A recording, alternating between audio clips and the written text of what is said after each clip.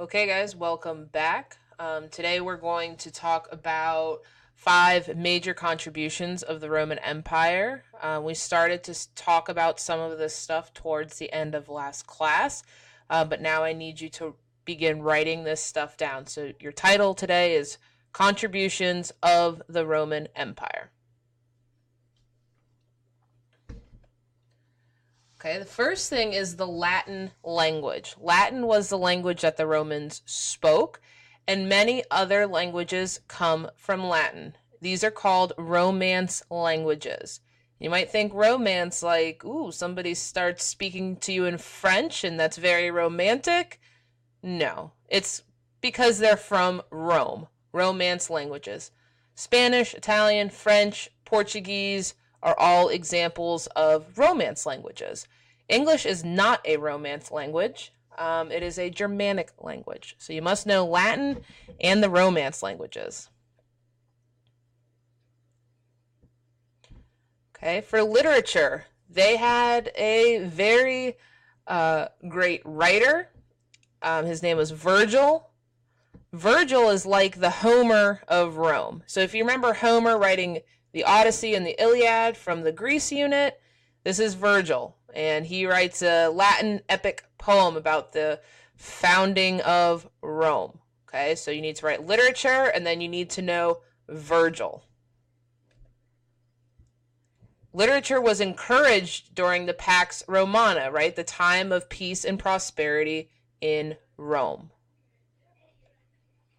Architecture. Remember, architecture is a fancy word for buildings and features of buildings. And we have arches and domes. Okay, we've talked about this. How do you remember dome? Because dome rhymes with Rome. Exactly. Okay, so the archways and the domes, again, they would build a brick here, a brick here, a brick here, and a brick here, another one here, another one here, another one here, and another one here. And then this is called the keystone, and that's what kind of holds everything together. And it allowed buildings to be very, very strong without making them very, very heavy. Okay, this is a dome when it's totally surrounded. Okay, again, dome rhymes with Rome. Okay, let's try to identify in these photos. Okay, we've got here, here, here, back here. And remember, you will see arches in Rome, but you won't see them in Greece. So even though this building might look Greek at first, two things tell me that it's not. One are the arches, and two are the Corinthian columns. Remember, Corinthian columns were mostly used in Rome. Doric and Ionic, mostly used in Greece. Arches here. Who can remember what this structure is called? And what is the purpose of this structure? Try to think about what the purpose of this structure is. If you said it was an aqueduct to move and transport water, you are correct. Okay, what building is this? This is the Pantheon, right? Perfect example of domes in Rome. The Pantheon, please write this down, and that it was a temple built for the Roman gods. The Forum, obviously it looked a little bit better in those days, but that was an important area in the center of the city. It's kind of like the gathering spot where all of the action in the city happens. On our little field trip we went on, the Forum was one of the places we got to go to. Okay. So you can see with the bridge, arches, and you can see the dome here, here, and here. What building is this the inside of? The Colosseum.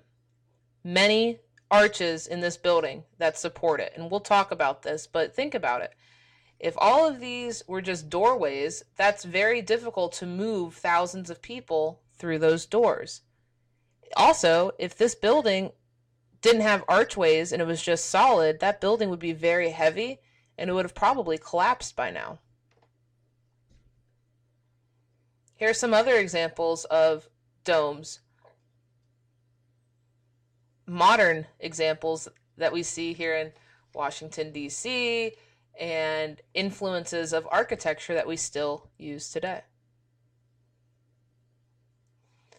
The fourth thing is Roman law. The ideas from the 12 tables are used by later governments. Okay, so please write down the 12 tables are the official law code of Rome. The right to a trial by jury is an important concept the Romans established. This is something we still use today. Finally, medicine. The Romans were some of the first people to take an active interest in the health of common people. That means the health of everybody. They built big public bathhouses because they cared about public health. And again, by our standards, probably not the cleanest things, but by their standards, very, very much an improvement. They also had public water systems. They had fountains with running water, toilets that could be where the waste would be carried away. And of course, the aqueducts even sometimes had rocks and sand to help filter the water and to bring clean water into the cities. Please no aqueducts. In fact, write aqueduct down and try to draw a picture of this. Sewers that ran underneath of the city took water away from the city. What are these people doing? That would be the public toilet. Again, is it comfortable to sit next to a stranger while you do your business? No. But the waste gets carried away, and it was cleaner for everybody that way. You also need to know this man's name. He was a very important Roman scientist. You need to be able to identify that he was part of the Roman Empire. Even though he lived in Egypt, we still consider him to be a Roman. His name was Ptolemy, and he was an astronomer. Okay? It's not Ptolemy. If you say Ptolemy, you are wrong. Ptolemy studied astronomy and thought that the universe circled around the Earth. Now, you might remember from Earth Science class that that is not correct. But what it did is it kind of started the research and got people thinking about the world differently. That there was a reason why the sun rose every morning, and it wasn't because a god dragged it across the sky. So, like I said, even though he was wrong, it kind of got the ideas going. So in your notes, please make sure we can identify 5 contributions from ancient Roman culture. When we get back from lunch, we'll be using Plickers to start reviewing some of this stuff.